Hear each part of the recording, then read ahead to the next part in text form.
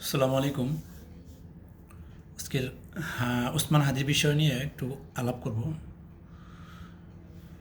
ওসমান হাদি মারা গেছে খুব ইয়াং, খুব কম বয়সে রাজনীতিতে সফল ব্যক্তি। আমার এই বয়সেই প্রথম দেখলাম এবং আমি শুনলাম যে পৃথিবীতে এত কম বয়সে রাজনীতিতে এসে এত জনপ্রিয়তা অর্জন করতে পারে এরকম লোক খুব বিরল। তো ওসমান হাদিকে নিয়ে আমাদের সবারই, বেশিরভাগ মানুষেরই কষ্ট, ক্ষোভ। আমি একটা জিনিস খেয়াল করলাম, ওসমান হাদির হামলার পরে আপনার সোশ্যাল মিডিয়ায় যারা আপনার অ্যাক্টিভ, যারা সুশীল, তারা এখনও, ওই সময় তো করছে এখনও তারা সোশ্যাল মিডিয়ায় এসে একটা কথা সবসময় বলার চেষ্টা করে যে ওসমান হাদির রাজনীতিতে বা তার বক্তব্যে আমার সাথে দ্বিমত থাকতে পারে। এখানে বিষয়টা আমি পরিষ্কার করি যে দেখেন, সরি, কিছু কিছু মানুষ আছে দেখবেন একটা ভালো কাজকে বা একটা জিনিসকে কখনো মানতে চায় না। তার যে কোনোভাবে হোক ওইটাকে ঘুরাই পেঁচাই এভাবে সেভাবে তারা এটাকে মানে মানুষের ভেতর এমনভাবে প্রেজেন্ট করবে যে ওসমান হাদিকে যদি আমি এমনভাবে প্রেজেন্ট করবো যাতে মানুষ একটু এর থেকে ফিরে আসে যে না, সে আসলে যে হিরো ছিল এটা আমার মুখ থেকে বেরোবে না, কোনোভাবে বেরোবে না। ঘুরাই পেঁচাই এভাবে সেভাবে বলবে। যেমন বলবে যে ওসমান হাদির সাথে আমার সাথে দ্বিমত ছিল, তার ভাষায়, তার রাজনৈতিক বক্তব্যে আমি মানে পছন্দ না, তারপরও তাকে সমর্থন করি। দেখেন এইখানে এই প্যাচটা যে তাকে ওসমান হাদিকে পছন্দ করি, ওসমান হাদির বীরত্ব, এত অল্প বয়সে সে রাজনীতিতে আসছে, অনেক সফল, সে অনেক জনপ্রিয়তা অর্জন করছে, তার জানাজায় লক্ষ লক্ষ মানুষের সমাগমন হয়েছে, সব ঠিক আছে। তারপর বলবে কি জানেন, কিন্তু তার রাজনীতি বা তার যে অ্যাটিটিউড, তার যে কথার বাচন ভঙ্গি, এগুলো না আমি আসলে পছন্দ করতাম না, কিন্তু তাকে সে ভালো ছিল। এর মানে কি যে ওসমান হাদি যে একটা হিরো, সেই হিরোকে একটু আপনার নিচে নামানোর জন্য, যেমন আমি সরাসরি বললাম যে ওসমান হাদি হিরো, তাকে হিরো বলতেই হবে আপনার, আমি সরাসরি বললাম।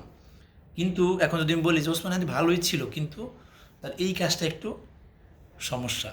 এর মানে কি, তাকে আমরা হিরো জায়গা থেকে নিয়ে আসলাম নিচে, মানে তার ভিতরে অনেক ভুল ছিল, এই ভুলের জন্য তাকে সংশোধন হওয়া উচিত ছিল, এইটা ওইটা বইলা লাস্টে তার হিরো যেই এস্টাবলিশটা মানে স্ট্রং যেটা জায়গা থাকে সেই জায়গা থেকে নিচে নামিয়ে নিয়ে আসবে। বর্তমান সুশীলরা কিন্তু এই কাজটাই করে, দেখবেন প্রায় টক শোতে যে বলবে যে ওসমান হাদির সাথে আমার সাথে দ্বিমত ছিল, হ্যাঁ ওসমান হাদির বক্তব্য, তার রাজনীতি আমার পছন্দ ছিল না, কিন্তু তারপরও সে ভালো ছিল। সরাসরি কিন্তু বলবে না যে না ওসমান হাদি যে আসলে একজন হিরো ছিল, ভালো ছিল, হ্যাঁ সে মানুষের জনপ্রিয়তা অর্জন করতে পারছে, রাজনীতিটা সম্ভব, এই আদর্শ আমরা অনুপ্রাণিত হব বা আমরা এই আদর্শ ফলো করব, এটা কিন্তু বলবে না।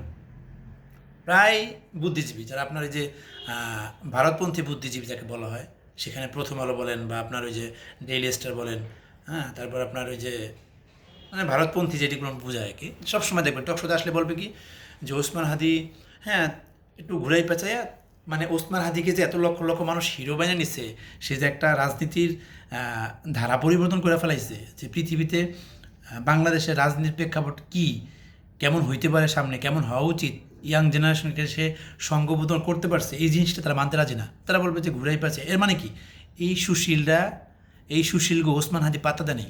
যেই কোনো টক শোতে গেছে এই সুশীল লেখার সাথে, এই সুশীল লেখার নাকানে চুপানি খেয়ে আসছে, ওসমান হাদির সাথে পারেনি।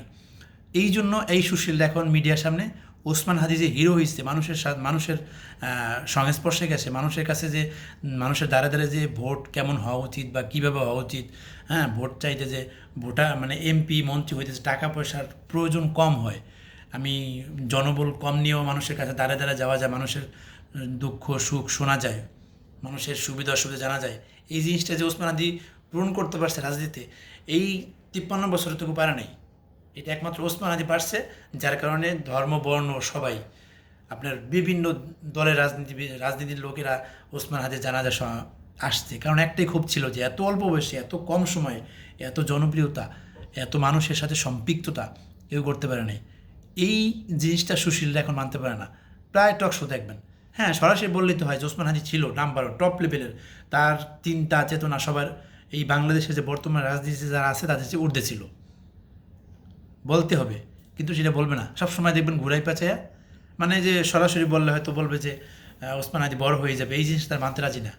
এই সুশীলদের ওই যে ওসমান হাদির যে একটা সহযোগী মানে তার নিকটস্থ আসাদ ভাই একটা গালি দিছিল, ওই গালিটা আমি দিতে পারতাম কিন্তু আমি দিব না। যে এদের এরা সবকটাই ওই এর বাচ্চা, ডট ডট ওইগুলোর বাচ্চা, এরা সব ভারতের দালাল, এইটা বলছে, সেটুকু বললাম আর কি। এই ভারতের দালালরা এখনও ওসমান হাদিকে মানতে রাজি না। দেখবেন টক শোতে বিভিন্ন সময় ওসমান হাদিকে পচানোর চেষ্টা করে এবং এমনভাবে ঘুরাই পেঁচাই বলবে যে ওসমান হাদি আসলে তেমন কিছু না। ওসমান হাদি কী সেটা আমরা জানি, আমাদের অন্তরে জানে। আমি যেই রাজনীতি করি কিন্তু ওসমান হাদির সমর্থন করি, কেন করি? তার ভিতরে একটা স্পৃহা ছিল মানুষকে সংঘবদ্ধ করা, মানুষের ভারত আধিপত্যবাদের বিরুদ্ধে কথা বলা। কোনো সুশীলের নাই বাংলাদেশে, যেগুলো সুশীল আছে এটা সব করে হলো ভারতের দালাল, একটারও নাই। একমাত্র ওসমান হাদি দেখাই গেছে যে সুশীলদের কীভাবে মুখ উন্মোচন করা যায়। এই সুশীলরা মনে মনে খুশি ওসমান হাদি মারা যাওয়ায়, টক শোতে ওসমান হাদির সাথে যাইতে পারতো না। ওসমান হাদির সাথে গেলে না পায়রা বলতো কি, ওসমান হাদির বয়স আমাদের হাঁটুর বয়সী, এইটা ওইটা বইলা তাকে মানে ডাউন করার চেষ্টা করতো। ওসমান হাদি তো বসে থাকা জিনিস না, সে তার বক্তব্য দিত। ওসমান হাদি একজনই, ওসমান হাদি লক্ষ্য, ওসমান হাদি তৈরি করে হয়ে গেছে বাংলাদেশে।